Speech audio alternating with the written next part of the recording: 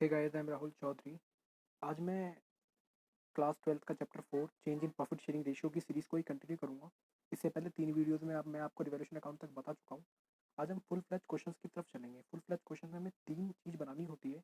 सबसे पहले revaluation account, फिर आपका पार्टनर्स कैपिटल अकाउंट और तीसरा आपका बैलेंस शीट, जो अकाउंट नहीं, एक स्टेटमेंट होती है। ठीक है, अब इसको बनाने के लिए दो दो तरीके हैं, 2 मेथड है। एक जब हम रिवाइज़ वैल्यू को रिकॉर्ड करेंगे और एक दूसरा जब हम रिवाइज़ वैल्यू को रिकॉर्ड नहीं करेंगे। रिवाइज़ पहला हम केस लेके चल रहे हैं जहाँ पे हम रिवाइज़ वैल्यू को रिकॉर्ड करेंगे। तो रिवाइज़ वैल्यू को रिकॉर्ड करेंगे क्या मतलब है, जैसे कोई मशीनरी थी, वो पहले 80,000 की थी, अब वो मशीनरी 1 लाख की हो गई। तो उसका 20,000 का प्रॉफिट हमने रिवैल्यूएशन में तो दिखाया। अब जो 1 लाख की मशीनरी हो गई है, अब जो हम नई बैलेंस शीट बनाएँगे उसमें वो 1 लाख रुपए दिखाएँगे, मशीनरी का बैलेंस 80,000 रुपए नहीं। तो वो है रिवाइज़ वैल्यू रिकॉर्ड करने का मतलब, ठीक है। तो हम वो वाले केस के अकॉर्डिंगली आज सीखेंगे। ठीक है, केस नंबर 2 हम नेक्स्ट वीडियो में देखेंगे जहाँ पर हम रिवाइज़ वैल्यू को रिकॉर्ड नहीं करेंगे। तो केस नंबर फर्स्ट में हमने रिवाइज़ वैल्यू को रिकॉर्ड करने के अकॉर्डिंगली चीज़ों को, फुल फ्लेज क्वेश्चनों को करना है। सबसे पहला स्टेप उसका होता है आपका रिवॉल्यूशन अकाउंट। तो वो मैं आपको 2 वीडियो में पहले बता चुका हूँ। ठीक है, आज हम चलते हैं स्टेप्स के सेकंड पर, जहाँ पर हमें बनाना है पार्टनर कैपिटल अकाउंट। तो सिंपल सा फॉर्मेट है पार्टनर कैपिटल अकाउंट का। मैं ये लेके चल रहा हूँ कि मैंने 2 पार्टनर का एग्जांपल लिया है। अगर पार्टनर 3 होते हैं क्वेश्चन में तो आप तीसरा कॉलम भी ऐड कर देना। ठीक है, तो सिंपल सा है, पार्टनर कैपिटल अकाउंट ऊपर लिखेंगे, इधर डेबिट साइड इधर क्रेडिट साइड, फिर इधर पर्टिकुलर, फिर ए और बी, फिर पर्टिकुलर, फिर ए और बी। ये फॉर्मेट है सिंपल सा। ठीक है, अब पार्टनर कैपिटल अकाउंट के लिए आपको कुछ स्टेप्स लर्न करने हैं। वो स्टेप्स मैं बता रहा हूँ, वो स्टेप्स के अकॉर्डिंग हम पार्टनर कैपिटल अकाउंट बनाएंगे तो बड़ा इजीली पार्टनर कैपिटल अकाउंट बनकर तैयार हो जाएगा। सबसे पहले स्टेप नंबर फर्स्ट, हम क्वेश्चन में देखेंगे कि कैपिटल ऑफ पार्टनर, जो 2 पार्टनर थे हमारे ए और बी, उनकी बैलेंस शीट में कैपिटल क्या है ओल्ड बैलेंस शीट में। तो सबसे पहले स्टेप में हम उनकी कैपिटल देखेंगे और हमें कैपिटल पता है। कैपिटल बेसिकली क्रेडिट टीचर की होती है, तो उनके अकाउंट में हम क्रेडिट से डालेंगे, इसलिए हम कहाँ डालेंगे, बाय बैलेंस बीडी। सबसे फर्स्ट स्टेप में बाय बैलेंस बीडी, ए और बी जो भी कैपिटल होगी। ठीक है, स्टेप नंबर सेकंड हम देखेंगे रिजर्व। रिजर्व हमें पता है ओल्ड बैलेंस शीट में, जो पुरानी बैलेंस शीट में क्वेश्चन में जो बैलेंस शीट गिवन होती है उसमें हमें वो लायबिलिटी साइड मिलता है। रिजर्व अलग अलग नाम से मिल सकता है, जैसे आपका WCF workman compensation fund, IFR investment future reserve के नाम से, रिजर्व फंड के नाम से, जनरल रिजर्व के नाम से, PNL मतलब प्रॉफिट एंड लॉस क्रेडिट के नाम से, इन्हीं नाम से मिल सकता है रिजर्व। तो उसको रिजर्व को देख करके हमें सबसे पहले ये पता लगाना है कि वो कौन सी कैटेगरी से है, मतलब ट्रांसफर वाला है या नॉन ट्रांसफर वाला केस है। क्योंकि हमने इस चैप्टर में 2 केस पढ़े हैं, एक ट्रांसफर और एक नॉन ट्रांसफर। ट्रांसफर और नॉन ट्रांसफर में अगर क्वेश्चन में कुछ नहीं बोला तो हम उसको ट्रांसफर मानेंगे, हम उसको पार्टिकुलर अकाउंट में बांट देंगे, डिस्ट्रीब्यूट कर देंगे। नॉन ट्रांसफर के केस में जब वहाँ पे क्वेश्चन बोला होता है कि पास सिंगल डिजिटल एंट्री, इसका मतलब वो नॉन ट्रांसफर वाला केस है, या डिस्टर्ब नहीं करना चाहते प्रॉफिट को या लॉस को, तो वो नॉन ट्रांसफर वाला केस है। तो सबसे पहले हम ये पता करेंगे कि ट्रांसफर या नॉन ट्रांसफर। अगर ट्रांसफर हुआ तो प्रॉफिट है, रिजर्व तो हमारा सिंपली वे में प्रॉफिट है, तो ट्रांसफर है तो हम उसको बांटेंगे। तो प्रॉफिट है, अगर प्रॉफिट बांटेंगे तो पार्टनर के कैपिटल अकाउंट में क्या होगा, प्रॉफिट क्रेडिट होगा।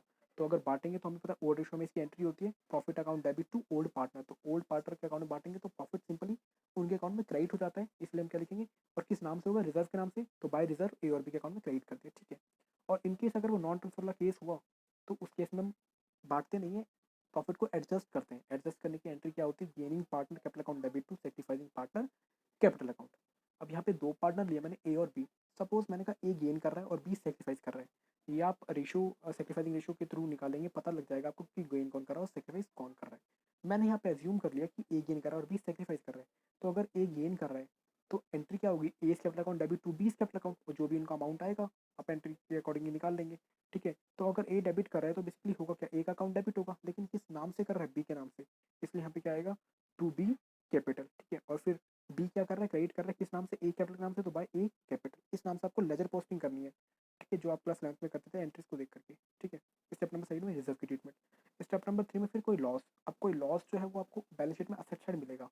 Loss in business, advertisement, suspend, deferred expense, इनके नाम से मिलता है आपको। ठीक है, अब उस केस में भी हमें देखना है कि वो लॉस ट्रांसफर है या नॉन ट्रांसफर वाला केस है। कुछ नहीं है तो ट्रांसफर वाला केस है, और अगर ट्रांसफर वाला केस है तो लॉस बांट दें। तो लॉस अगर बांटेंगे तो वो पार्टनर कैपिटल अकाउंट में क्या होगा, डेबिट होगा। तो पार्टनर कैपिटल अकाउंट में डेबिट करेंगे तो टू लॉस करके बांट देना, to loss partner capital account में, पार्टनर में मट गया। और इन केस अगर वो नॉन ट्रांसफर हुआ तो उल्टी एंट्री होती है प्रॉफिट की, ठीक अपोजिट, कि sacrificing capital to sacrificing partner capital account debit to gaining partner capital account, और वही सेक्रीफाइसिंग रेशियो में।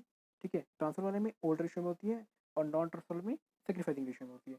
तो एंट्री पास करके वही आपको सिंपल सी लेजर पोस्ट करनी है एंट्री की। ठीक है, आइए स्टेप नंबर 4 पर चलेंगे। फिर हम स्टेप नंबर 4 हम देखेंगे गुडविल, कि बैलेंस शीट में गुडविल असेट साइड मिलती है हमें। अपीयर गुडविल की बात कर रहा हूँ मैं, है ना, 2 होती है गुडविल, एक अपीयर और एक वैलिड गुडविल। तो अपीयर गुडविल की बात कर रहे हैं, तो बैलेंस शीट में अपीयर गुडविल आपको बैलेंस शीट में मिलेगी जो क्वेश्चन में होता है, और असेट साइड मिलेगी। तो अगर होगी, क्वेश्चन मार्क इसलिए कि आपको एंट्रीज खुद लिखनी है नोटबुक में, ठीक है। तो अब ओल्ड गुडविल है, अपीयर गुडविल है, तो इसकी एंट्री क्या होती है? अपीयर है तो हम इसको राइट ऑफ करते हैं, हटाते हैं।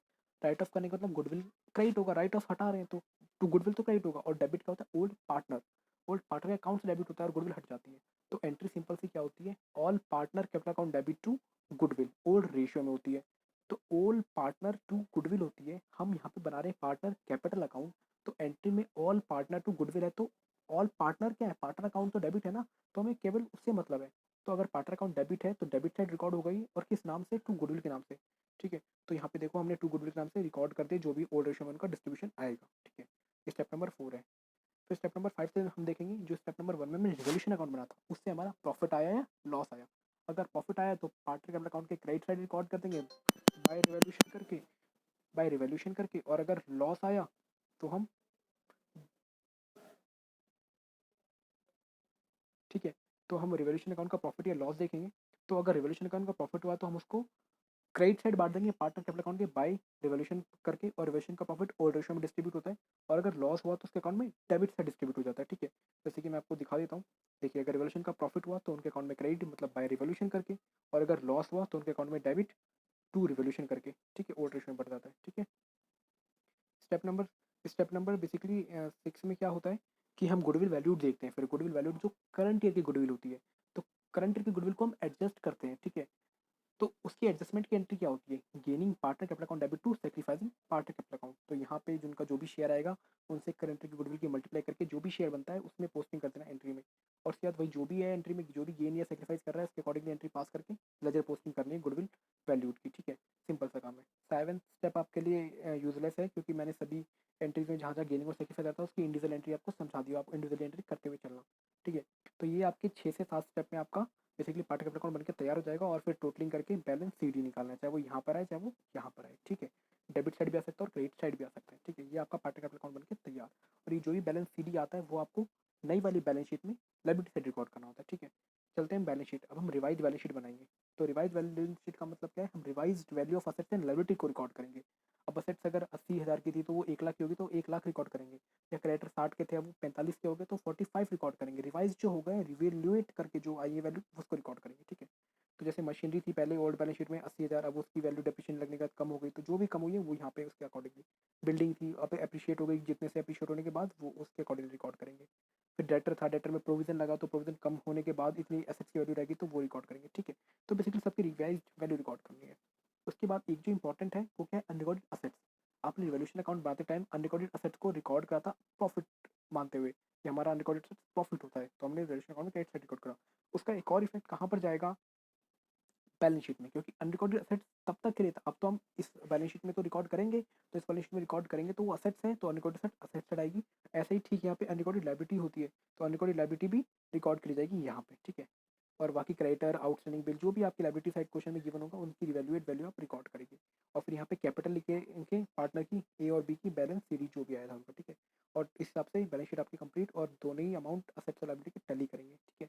तो ये कंसेप्ट है। बाकी नेक्स्ट क्वेश्चन में मैं आपको एक प्रॉपर क्वेश्चन और नेक्स्ट केस जो है इसका जहाँ पर हम रिवाइज वैल्यू रिकॉर्ड नहीं करते असेट्स एंड लायबिलिटी की,